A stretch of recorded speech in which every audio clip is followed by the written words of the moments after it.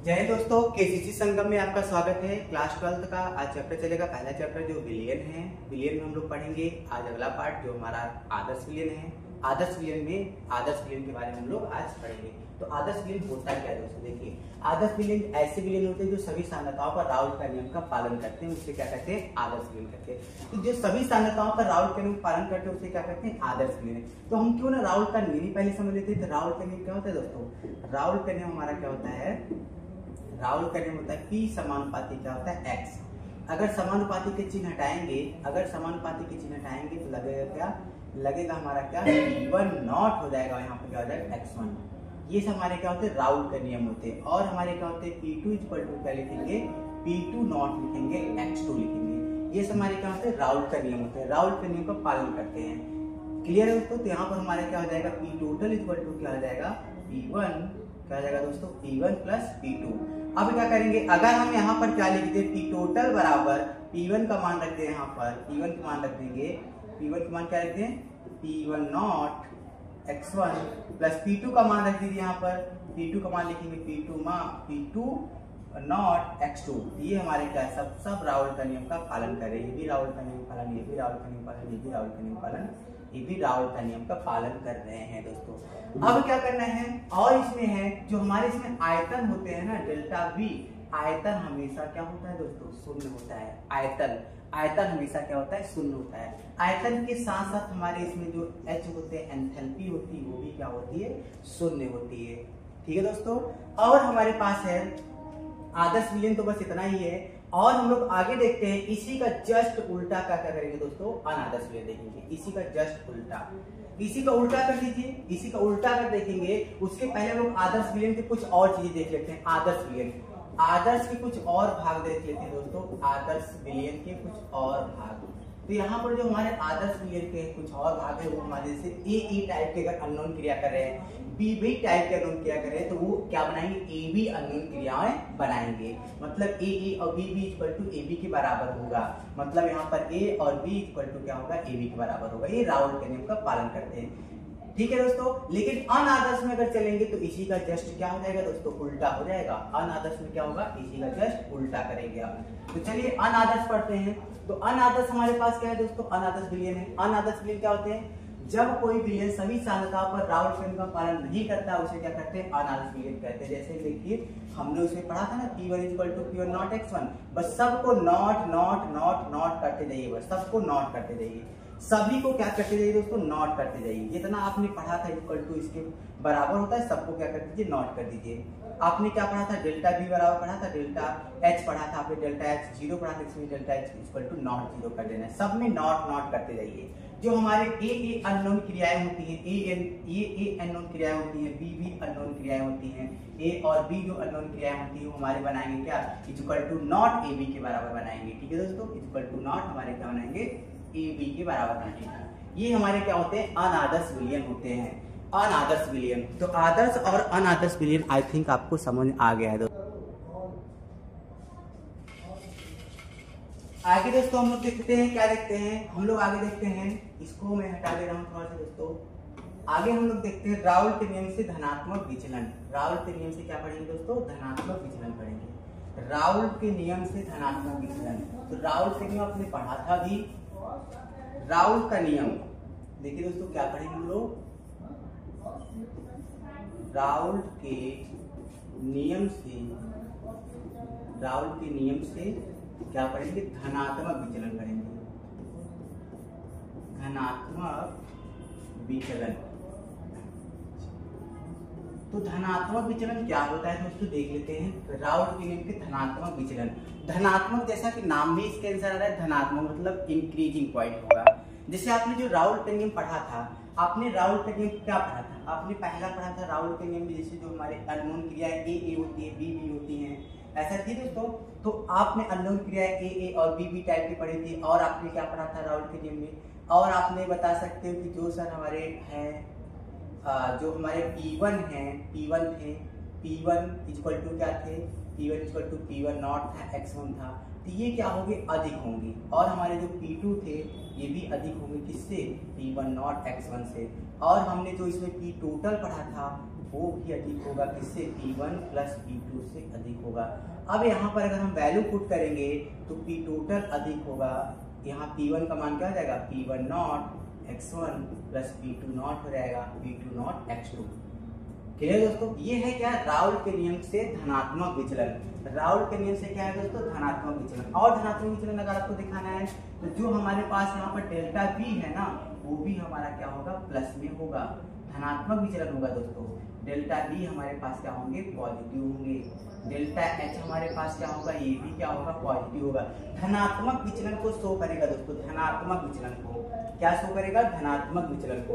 और जो मैंने अननोन क्रियाएं पढ़ी थी, अननोन क्रियाएं हमने क्या पढ़ी थी, हमने अननोन क्रियाएं पढ़ाया था दोस्तों। अभी पीछे पढ़ाया, क्या पढ़ाया था दोस्तों, हमने पढ़ाया था जो ए बनाते हैं टाइप के हमारे अननोन क्रियाएं, या फिर हमारे क्या बनाते हैं, बी टाइप के अननोन क्रियाएं बनाते हैं, वो मिलके ए और बी बनाते हैं, मिलके क्या बनाते हैं दोस्तों, ए और बी बनाते हैं। तो ये ए बी से क्या होंगे दोस्तों, अधिक होंगे, ए बी से क्या होंगे, अधिक होंगे। ये अननोन क्रियाएं हैं, ठीक है दोस्तों। तो ये धनात्मक विचलन का मतलब क्या होता है, अधिक। धनात्मक विचलन का मतलब क्या होता है, अधिक, मतलब P1 P2 P टोटल ये सब हमारे क्या होने चाहिए, अधिक होना चाहिए। अभी हम लोग इसका क्या देखते हैं, ग्राफ देख लेते हैं, थोड़ा सा इसका ग्राफ देखते हैं। तो ग्राफ देखने के लिए दोस्तों देखिए आगे क्या करते हैं इसको,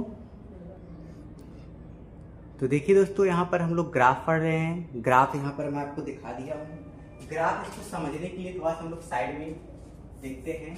देखिए दोस्तों साइड में इसको समझा रहा हूँ, ग्राफ आपको साइड में समझा रहा हूँ। चलिए देखते हैं हम लोग कैसे ग्राफ ये है, धनात्मक विचलन का ग्राफ बहुत ज्यादा इंपॉर्टेंट है दोस्तों, धनात्मक विचलन का ग्राफ, इसको अच्छे से समझिएगा। देखिए हमारे पास क्या है, जैसे हमने क्या लिया, देखिए यहाँ पर बनाया गया है, हमने क्या लिया, सबसे पहले मैंने क्या किया, मूल अंश के बारे में लिया। इसको मैं इधर साइड में करके इधर समझा दे रहा हूँ कैसे है। हमने क्या किया, सबसे पहले क्या बनाया, एक तरफ मैंने बनाया मूल अंश, एक तरफ मेरे पास क्या है, मूल अंश है, ठीक है दोस्तों। एक तरफ मेरे पास क्या है, मूल अंश है। दूसरी तरफ मेरे पास क्या है, वाष्प दाब है। दूसरी तरफ मेरे पास क्या है दोस्तों, वाष्प दाब। अब इधर भी वाष्प दाब, इधर भी वाष्प दाब, तो हम इस साइड भी ले सकते हैं दोस्तों, इस साइड भी ले सकते हैं। इधर भी हमारे पास क्या हो जाएंगे, वाष्प दाब होंगे, ये हमारे पास क्या जाएंगे, वाष्प दाब। अभी आपने मोल अंश का फार्मूला पढ़ा होगा, तो मोल अंश बराबर क्या होता है दोस्तों, मोल अंश बराबर होता है फार्मूला XA प्लस XB बराबर 1 होता है। इतना पता होना चाहिए दोस्तों, XA प्लस XB बराबर 1 आना चाहिए। तो अगर मैं यहाँ पर प्रारंभ में x1 अगर 0 ले लूँ, x1 अगर 0 ले लूँ, और यहाँ पर क्या ले लूँ दोस्तों, x2 अगर क्या ले लूँ, 1 ले लूँ, तो x1 x2 दोनों को जोड़ने पर 1 आ रहा है कि दोस्तों, x1 मतलब यहाँ पर a b जो है 1 भी ले सकते हो, x1 x2 बराबर क्या ले सकते हो, 1 भी ले सकते हो। तो यहाँ x1 बराबर 0, x2 बराबर 1, तो दोनों को जोड़ने पर 1 आया है, दोनों को जोड़ दीजिए, देखिए 1 आएगा। इस तरफ अगर देखेंगे तो हमारे पास क्या हो जाएगा, x1 जो है वो क्या हो जाएगा दोस्तों, 1 हो जाएगा, और हमारे पास x2 जो है वो क्या हो जाएगा, 0 हो जाएगा। तो चलिए देखते हैं इसके बारे में और अच्छे से समझते हैं कि क्या चीजें हैं। देखिए दोस्तों, अब यहाँ पर जो मूल अंश है x1 है, 0 है ना दोस्तों, ये धनात्मक विचलन का है, धनात्मक विचलन। अब देखिए 0 से बढ़ते बढ़ते बढ़ते बढ़ते बढ़ते बढ़ते 1 पर आ गया, 0 से कहाँ बढ़ा है दोस्तों, 1 पर आ गया। और यहाँ x2 जो है, x2 का वाष्प दाब यहाँ पर क्या हो जाएगा दोस्तों, यहाँ पर जो x2 का वाष्प दाब हो जाएगा वो हमारे पास इस पॉइंट पर अगर आएगा तो हम उसको मान लेंगे P2। क्या मान लेंगे दोस्तों, P2। और इस तरफ x1 का जो वाष्प दाब होगा दोस्तों, इस तरफ हम लोग मान लेते हैं इसको, यहाँ पर मान लेते हैं P1, क्योंकि x1 है तो वाष्प दाब क्या होगा, P1 होगा। x2 है तो वाष्प दाब क्या होगा दोस्तों, P2 होगा। अब यहाँ पर देखिए x1 से बढ़ते बढ़ते बढ़ते बढ़ते x1 से बढ़ते किस पे आ गया, 1 पर आ गया। तो हम लोग क्या करेंगे दोस्तों, इसको ऐसे बढ़ा के लिखेंगे, इसको इस तरीके से क्या लिखेंगे दोस्तों, बढ़ा के लिखेंगे। तो आज इसको ऐसे मिला दे रहे हैं, देखिए बढ़ते बढ़ते बढ़ते बढ़ते किस पर गया दोस्तों, 1 पर गया। इतना क्लियर है दोस्तों। अब इस साइड अगर देखेंगे तो x2 क्या आपका 0 है, 0 भी बढ़ते बढ़ते बढ़ते बढ़ते बढ़ते बढ़ते किस पर आ रहा है, 1 पर आया है। तो हम लोग 0 को किस पे बढ़ा रहे हैं, बढ़ाते बढ़ाते बढ़ाते बढ़ाते किस पे लिखेंगे दोस्तों, ये मैं लिख रहा हूँ यहाँ पर, ये आपके x2 1 पर आ गए। अब यहाँ जो ये गया है ये x1 x2, ये हमारे पास क्या है दोस्तों, ये हमारे पास है P1 समानुपाती किसका है, x1 का है, क्योंकि हमारे पास क्या है x1 का 0, x1 1 आया, 1 में परिवर्तित हुआ, तो ये हमारे क्या है P1 का है, P1 x1 का है। अगर यहाँ पर देखोगे तो x2 है, तो ये किसका है दोस्तों, ये हमारे पास क्या P2 समानुपाती किसका है, x2 का है, क्योंकि यहाँ x2 है ना, x2 किसके पास गया है, P2 के पास गया है, तो P2 समानुपाती x2, मतलब जितना मान P का बढ़ेगा उतना मान x2 का भी बढ़ेगा। अब अगर आप देखा जाए तो x1 बढ़ रहा है और यहाँ पर x1 बढ़ रहा है, हम इसको ऐसे बढ़ा के दिखा सकते हैं दोस्तों, ग्राफ ऐसे बढ़ाते हुए इस तरीके से दिखा सकते हैं कि यहाँ पर जो ग्राफ जो बढ़े, ऐसे यहाँ पर धनात्मक विचलन है क्योंकि इसका मान बढ़ रहा है, तो हम इसको ऐसे बढ़ा के दिखा सकते हैं। ठीक है दोस्तों, यहाँ पर ये भी 1 बढ़ रहा है, 1 बढ़ते बढ़ते बढ़ते देखिए यहाँ पर 0 से बढ़ते बढ़ते 1 पर आ रहा है, तो हम इसका भी ग्राफ ऐसे बढ़ा के दिखा सकते हैं दोस्तों, ऐसे, क्योंकि धनात्मक विचलन इसलिए हम इसको ऐसे बढ़ा के दिखा सकते हैं। ठीक है दोस्तों, तो ये हमारे पास है क्या, राउल के नियम से धनात्मक विचलन किसका, आदर्श विलयन के लिए। राउल के नियम के धनात्मक विचलन किसके लिए दोस्तों, आदर्श विलयन। तो यहाँ पर देखिए दोस्तों, यहाँ पर हमारे पास आ गए हैं, हमने ग्राफ आपको समझा दिया। ग्राफ जो है बहुत इंपॉर्टेंट है दोस्तों, बहुत ज्यादा है इंपॉर्टेंट, इसको अच्छे समझ लीजिएगा। अब हम लोग देखते हैं ये धनात्मक विचलन है, इसी का हम लोग क्या देखते हैं, ऋणात्मक विचलन देखते हैं।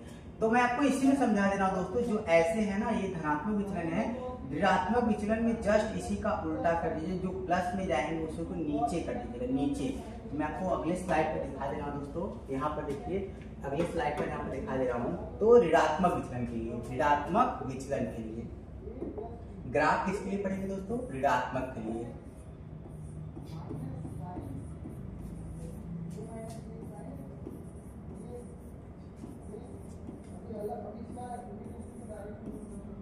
ऋणात्मक विचलन के लिए, तो ऋणात्मक विचलन के लिए क्या करेंगे दोस्तों, वही सेम ग्राफ बनाएंगे, जैसे था सेम वैसे ही बनाएंगे। यहाँ पर जो था हमारे पास क्या था, x1 बराबर 0 था, यहाँ पर x1 बराबर क्या था, 1 था। इधर हमने क्या माना था, x2 मैंने माना था क्या, x2 1 मान लिया था, इधर मैंने क्या माना था, x2 कितना माना था दोस्तों, 0। तो अगर देखा जाए तो यहाँ पर जो x2 है, x2 के लिए इसका मान क्या हो जाएगा दोस्तों, यहाँ पर हो जाएगा P2, और यहाँ x1 है, x1 के लिए इसका जो वैल्यू हो जाएगा वो क्या हो जाएगा आपका P1 हो जाएगा। ठीक है दोस्तों, यहाँ पर P1 हो जाएगा। एक चीज मैं आपको इसमें और बताना चाहता हूँ दोस्तों, यहाँ पर अगर इन दोनों को मिला दिया जाए, इसको दोनों को मिला दीजिए, इस दोनों को क्या कर दीजिए दोस्तों, मिला दीजिए। इस दोनों को मिलाने पर यहाँ पर इन दोनों को ऐसे मिला दीजिए, फिर इसका भी क्या बना दीजिए, धनात्मक, इसका भी क्या बना दीजिए आप, इंक्रीजिंग पॉइंट बना दीजिए, इसका भी। ठीक है दोस्तों, ये दोनों को मिला दीजिए। ये विलयन का वाष्प दाब है, यही हमारा क्या है, विलयन का वाष्प दाब है, विलयन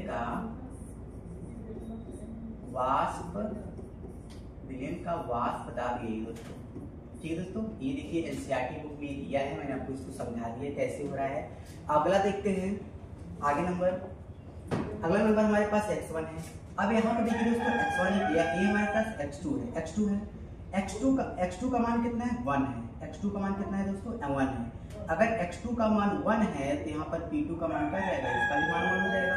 तो x2 का मान जो है घटकर किस पर आएगा दोस्तों, घटते घटते किस पर चला जाएगा, घटते 0 पर चला जाएगा।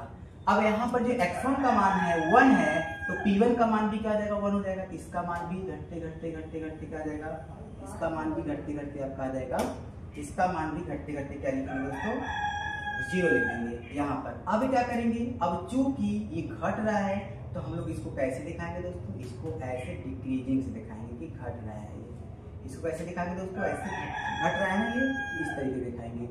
अब इन सभी को मिला दीजिए, इन सभी को मिलाने पर आपको क्या मिल रहा है दोस्तों, ये भी डिक्रीज में मिल रहा है, ये भी किस में मिल रहा है दोस्तों, डिक्रीज में मिल रहा है। तो इसको भी आप ऐसे घटा के दिखा दीजिए, और उसके बाद सबका मान लिख लीजिए, सबका वैल्यू पुट कर दीजिए। जो हमारे पास ये था, ये हमारे पास क्या था, देखिए दोस्तों यहाँ पर हमारे पास क्या है, देखिए मैं यहाँ पर दिखा दे रहे हैं आपको। देखिए दोस्तों, ये जो गया है आपका, ये आपका किस तरफ से गया है दोस्तों, ये हमारे पास गया x2 का मान है ना, तो हम यहाँ पे लिखेंगे, यहाँ पर क्या लिखेंगे दोस्तों, P2 समानुपाती क्या लिखेंगे, P2 समानुपाती x2 लिखेंगे दोस्तों। और ये जो घटा है हमारे पास, ये हम लोग क्या लिखेंगे, x1 का है तो हम लोग लिखेंगे इसको P1 समानुपाती क्या लिखेंगे, x1। क्लियर है दोस्तों। अब क्या करेंगे, इन सभी को डिक्रीजिंग पॉइंट पे लिख दीजिए। डिक्रीजिंग में कैसे लिखेंगे, इसको ऐसे घटाते हुए लिखिएगा, इसको ऐसे घटाते हुए ऐसे दिखा दीजिए, इसको भी ऐसे घटाते हुए दिखा दीजिए, क्योंकि इसका ऋणात्मक विचलन है तो नीचे से रहेगा। अब इन पॉइंट को आपस में मिला दीजिए। इस पॉइंट को आपस में मिला देने पर यहाँ पर विलयन का कुल वाष्प दाब बना, इसको भी आप ऐसे घटा दीजिए। ठीक है दोस्तों, ये वाला जो पॉइंट बना है ये क्या है आपका दोस्तों, विलयन का क्या है दोस्तों, विलयन का वाष्प दाब है। विलयन का वाष्प क्या है, दाब है। ये है ऋणात्मक विचलन। ये क्या है दोस्तों, ऋणात्मक विचलन है।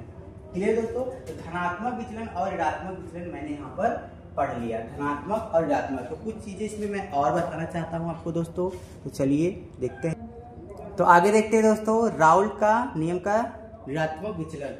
तो यहाँ पर मैं आपको ग्राफ समझाया हूँ राउल्ट के नियम का ऋणात्मक विचलन। अभी हम लोग आगे देखते हैं इसका थोड़ा से डिक्रीजिंग पॉइंट क्या क्या होते हैं, समझा रहा हूँ दोस्तों। देखिए, जो आपने अभी धनात्मक विचलन में क्या पढ़ा था, धनात्मक विचलन में पढ़ा था कि आपसे P1 P2 P टोटल यहाँ पर क्या होते हैं, अधिक होते हैं, ये पॉजिटिव में थे।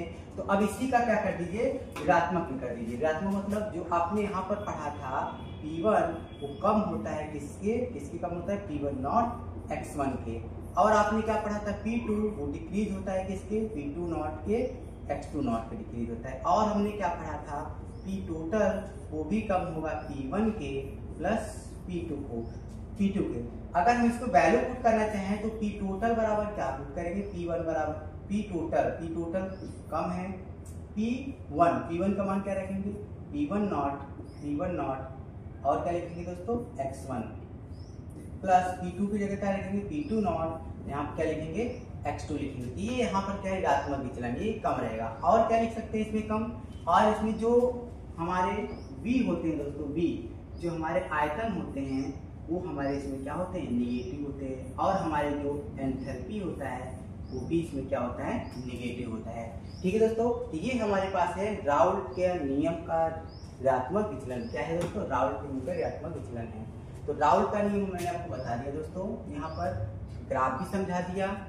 ठीक है दोस्तों, तो एक बार मैं इसको फिर से बता दे रहा हूँ, राउल्ट का नियम करते किसे, जो सभी सांद्रताओं पर राउल्ट का नियम का पालन करते हैं उसे आदर्श विलयन कहते हैं। राउल्ट का नियम नहीं, सॉरी दोस्तों, आदर्श विलयन पढ़ा रहा हूँ। सभी सांद्रताओं पर जो राउल्ट का नियम का पालन करते हैं उसे हम लोग आदर्श विलयन कहते हैं।